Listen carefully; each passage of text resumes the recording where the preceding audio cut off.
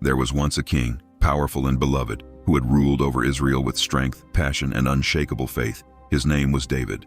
But even kings grow old. As his days drew to a close, King David faced the question every great ruler eventually must: who will take my place? Among his sons, one stood out, not because he was the strongest or the eldest, but because David saw something special in him. His name was Solomon. And so, guided by God and trusting in Solomon's potential, David chose him as the next king of Israel.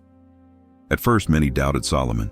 He was young, untested, and quiet, but what happened next changed everything. Early in his reign, Solomon made a journey to a sacred place called Gibeon. He offered sacrifices and prayed for God's guidance. That night, something miraculous happened. God appeared to Solomon in a dream and said, "Ask for whatever you want, and I will give it to you." Solomon didn't ask for money. He didn't ask for power or fame or victory over his enemies. Instead, he said, "Lord, I'm just a child. I don't know how to lead. Give me a wise heart so I can rule your people with understanding and justice." God was so moved by the request that he replied, "Because you asked for wisdom and not riches or revenge, I will give you more wisdom than anyone before or after you. And not just that, I'll also give you wealth and honor beyond your imagination." Solomon woke up stunned, and from that moment forward, his reign began to transform. Word spread like wildfire.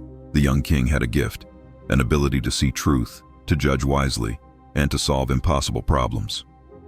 One famous day, two women came to Solomon's court. Both claimed to be the mother of the same baby. No one could prove who was telling the truth. Solomon called for a sword. He said, "Cut the child in half. Give each woman one part." One woman screamed, "No, let her have him. Just don't hurt the child." The other said coldly, "Fine, divide him." Solomon pointed, "Give the baby to the first woman. She's the real mother." The court was stunned. The kingdom erupted with awe. Solomon wasn't just wise, he was divine in his understanding. As peace and prosperity filled the land, Solomon turned to his greatest project, building the temple of God in Jerusalem.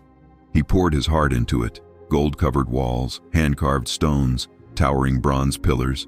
It became the symbol of Israel's glory. People from all nations came to see it, including one legendary visitor, the Queen of Sheba. She brought riddles, questions, and mountains of treasure to test Solomon's wisdom. But as she watched him solve each challenge with calm brilliance, she whispered, "I didn't believe the stories, but now I see they didn't even tell half of it."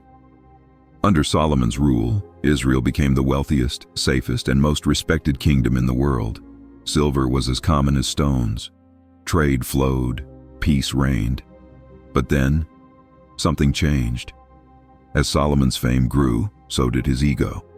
He married foreign women, hundreds of them, despite God's warning not to. And with them came idols, and gods that were not Israel's God. Slowly, Solomon began to build altars to these false gods. He burned incense. He sacrificed. The man who once spoke with God in dreams now turned his back on him, and God was heartbroken. Enemies began to rise. A man named Jeroboam rebelled. Other nations threatened war. The peace began to crack. Solomon's heart grew heavy. His wisdom was still great, but his joy was gone. In his final years, he wrote, "Meaningless, meaningless. Everything is meaningless."